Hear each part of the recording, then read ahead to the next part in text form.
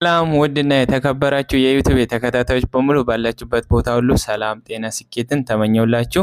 እንግዲህ ዛሬ ወደ እናንተ ስመጣ ደግሞ እጅግ በጣም ወዶ እጅግ በጣም የማከብረው ጓደኛዬን ይዤላችሁ መጥቻለሁ።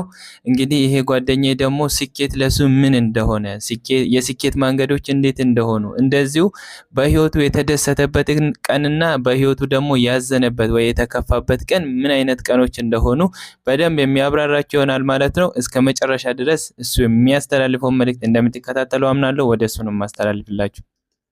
እሺ ከልብ አመሰግናለሁ ሊደር ለሚ። ያው ሁላችሁም እንደሰማችሁት እኔ ስሜ ሙባረክ ይባላል እና ዛሬ እስቲ ስለ ስኬት የሆነ ነገር ልበላችሁ እና ምናልባት እኔ እየሄድኩት ያለሁት መንገድ እና እናንተ እየሄዳችሁት ያለው መንገድ እውነት ስኬታማ የሚያደርገን ነው ወይ ብለን እንድንፈታተሽ ስለፈለኩኝ ነው። ብዙ ጊዜ እኛ ስኬታማ መሆን እንፈልጋለን የሰው ልጆች ስንባል። ነገር ግን ስኬት ማለት እስቲ ራሱ ምንድነው? እኔ ለራሴ ስኬት ማለት ለኔ ጥረት ነው ብዬ የማስበው። አንድ ሰው ስኬታማ ለመሆን ይፈልግ ከሆነ የሚያስበው ነገር ወደ ቀጥታ ወደ ተግባር ገብቶ በዛ ነገር ደግሞ ሁልጊዜም ጥረት ማድረግ ነው፣ መንገዱ ላይ መሄድ ነው። ከዛ በኋላ የማይደርስበት ምክንያት የለም። አብዛኞቻችን የምናልማቸው አእምሯችን ላይ ስኬታማ መሆን የምንፈልግባቸው መንገዶች አሉ። በዩቲዩብ ሊሆን ይችላል፣ በዚሁ በተለያዩ ቢዝነሶች ብቻ ስኬታማ እሆንበታለሁ ብለን የምናስበው መንገድ አለ። ለዛ መንገድ ደግሞ ምን ያህል ተግባራዊ እየሆንን ነው? መወሰን ብቻ ሳይሆን መተግበርም መራመድም ግዴታ ነው እና ተራመዱ፣ ጀምሩ። ስኬት ማለት ለኔ ያህ ነው፣ ጥረት ነው። በቃ ለኔ ስኬት ጥረት ነው።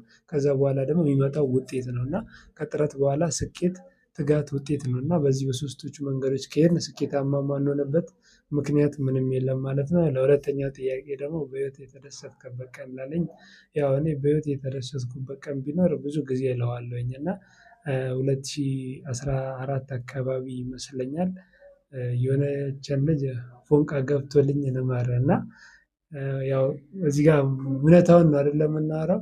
ለዛች ልጅ የልቤን ጽፌ የሰጠኋት የተቀበለችኝ ቀን ደስተኛ ነበርኩኝ። ያው ምላሹ ባያምርም ብቻ ግን የሰጠኋት ቀን በጣም ተደስቼ ነው የዋልኩት እና ያው ግን ምላሹን ሌላ ቀን እነግራችኋለሁ።